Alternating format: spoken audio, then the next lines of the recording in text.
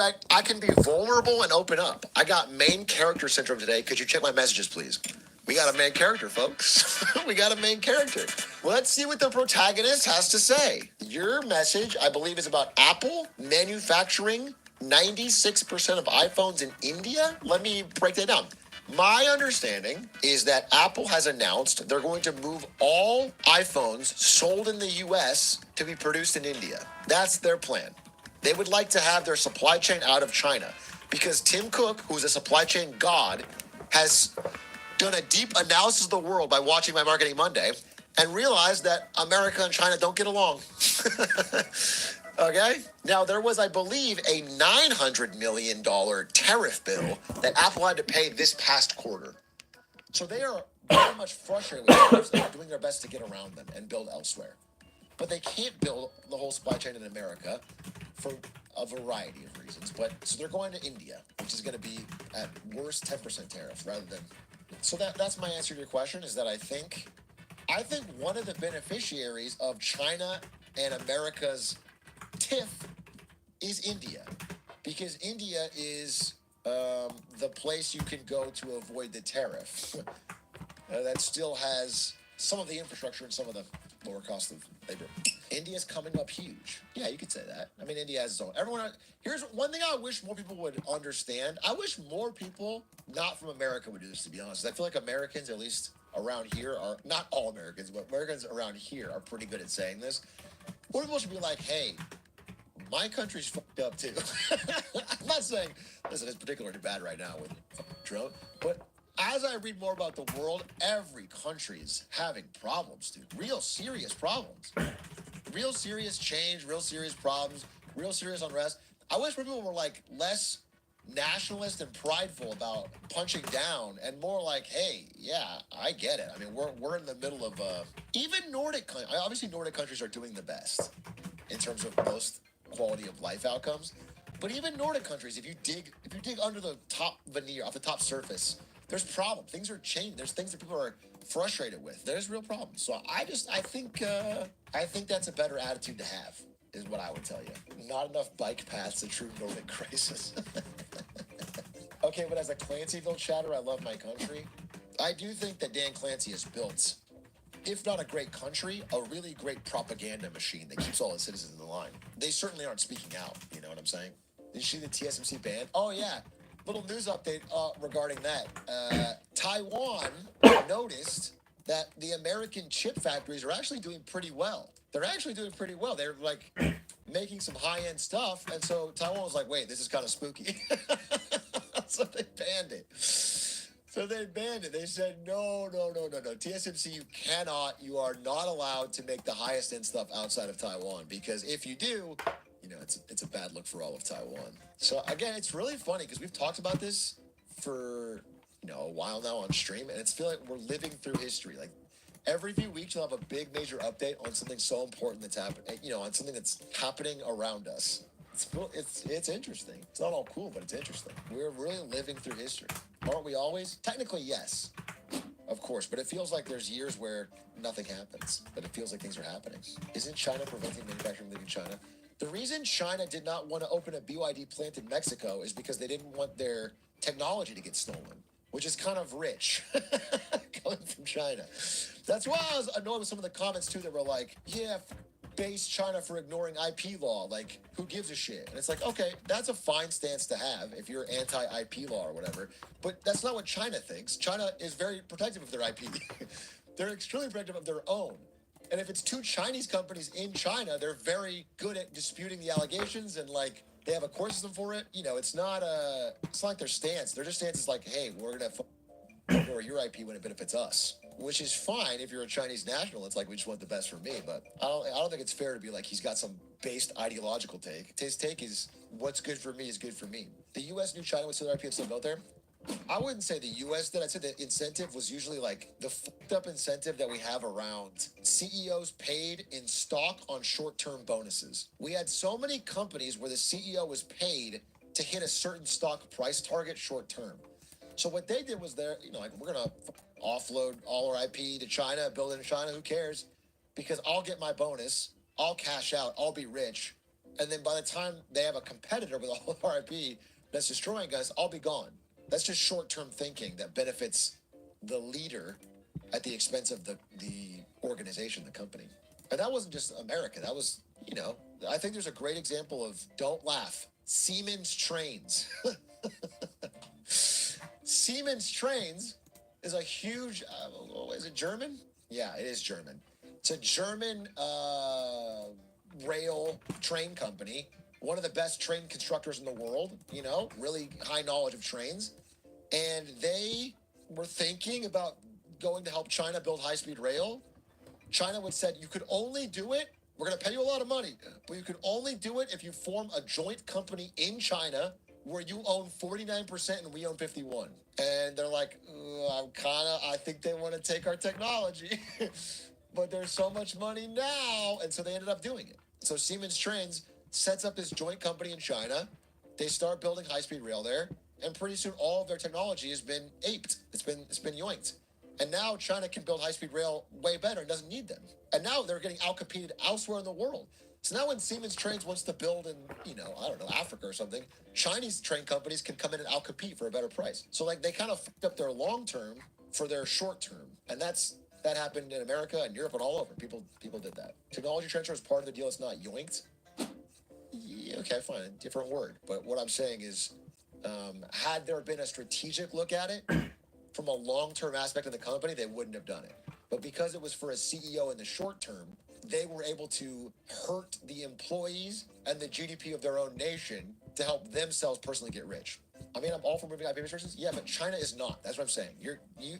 It is frustrating to hear someone be like, yeah, I so base to be against IP. And it's like, okay, but that's not what they're doing.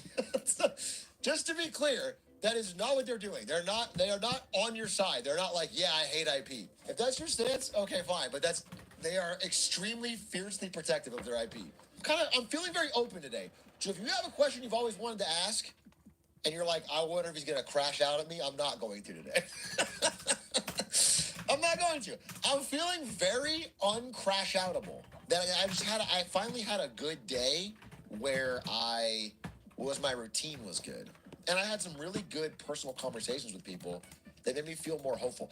Here's what I'll say. I'm just going to get into it, okay? I'm going to get into it. The main topic for today is that I've been feeling kind of stressed over the past week and a half or 2 weeks. But I've just been feeling some type of way about this existential question where I kind of realized, I'm talking a lot lately about, man, this thing from Trump sucks, or this thing from Elon sucks. And I just realized, man, no matter what, at minimum, there's 3.5 more years of this. There's at minimum, I need to give space in my heart and mind and world for other things. I just don't want to talk about it that much. I know it's all important. I care about it, but I don't want to talk about other things because there's so many things in this world worth talking about. And when I focus on that, I end up in a spot where I feel like I'm almost repeating myself. I don't want to do that. I made my point. I think people know where I stand. I think he's a bad president. Okay, I think he's done a bad job. I came in with, I think, a pretty open mind, and I've been let down with low expectations. But some people will tell me, and this is why I'm saying this. I'm saying this now. Some people are like, you have to talk about it, and you talk about it in this way because it's important. And I am just saying, I disagree. And I think actually one of the core things I can do is, when it's important to me talk about it, I should also talk about other things and build a space where people can feel free to talk about other things they're interested in, and it doesn't become this, infinite feedback loop of the same thing. Now, people are saying play some video games. I don't know about that particularly. What I will also say is, when I'm happiest with my stream is when I feel like I'm doing what I'm excited about off stream. So if I was all day at NVIDIA fiending to go home and play a video game, and then I go online and I play a video game, I'm doing what I wanted to do. And if all day I'm reading something interesting, I'm I want to talk about chat about that, then that's what I want to do. I don't want to do anything other than what I want to do on stream. And so I felt like in the past week and a half, I was kind of talking about news things that I didn't personally feel that excited to talk about. I was just doing them because it was a big deal. So I feel like I'll always feel comfortable and happy if I'm just talking about what I'm interested in an honest, sincere way. And so that's what I want to do, and that's what I'm going to do. All right, I just wanted to get that out there because we had a real good conversation about that, or with regards to the lemonade stand, about how we want to like structure the show to be a little more conversational and casual and less like presentation-y. And I was thinking about what I like, and I was looking at my channel, and I was like, yeah, this video does well, but like, do I feel great about what else? So anyway, this talk isn't too far off from how my roommate came out to me as a furry. So long story short, my persona is that of a koala. Okay, that's what was all leading into this. Lil bro trying to reach self-actualization. I can't. Nah, you better stick to basic necessities, Maslow. Little bro better focus on food and shelter, bro. Little bro thinks he's top of the pyramid. Better stay down at the fucking bottom. Better pick berries and shit.